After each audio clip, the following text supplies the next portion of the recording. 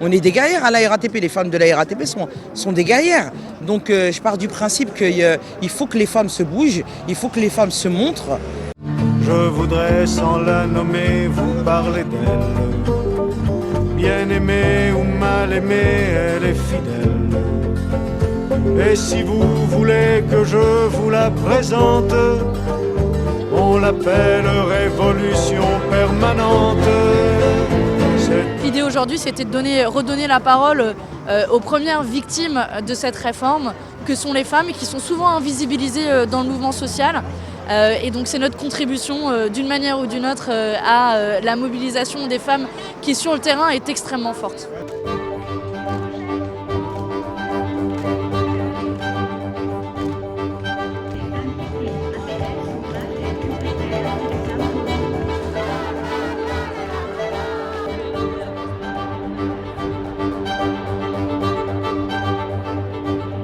Ça ne me surprend pas parce qu'on est des guerrières à la RATP, les femmes de la RATP sont des guerrières.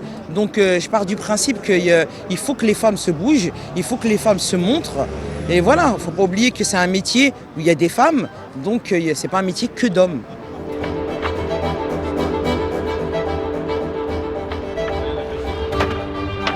Les messieurs, quand ils ont fini le piquet, ils peuvent rentrer faire une sieste.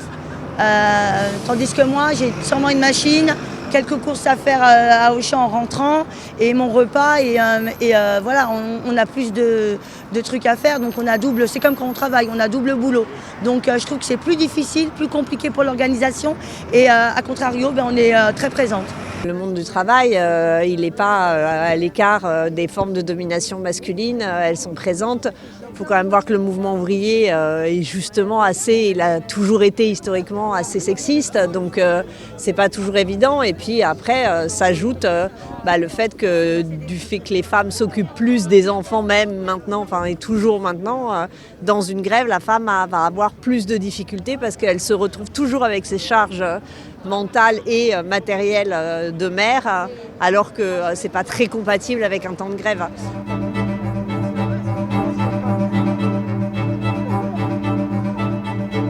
Il y a toujours eu des femmes dans les mouvements sociaux, en revanche, et elles ont toujours été systématiquement oubliées. C'est-à-dire qu'il y a ce qu'on appelle un déni d'antériorité, c'est-à-dire qu'à chaque mouvement social, les femmes sont présentes. Elles sont moins visibles au sens où ce qui est visible dans un mouvement social, c'est les gens qui vont prendre la parole à la tribune, les gens qui vont tenir le mégaphone, les gens qui vont être invités dans les médias et interrogés. Et c'est rarement les femmes. Mais elles ont toujours été présentes dans tous les mouvements de grève. Les femmes sont là. Ce qu'il y a, c'est qu'il y a une répartition genrée des tâches.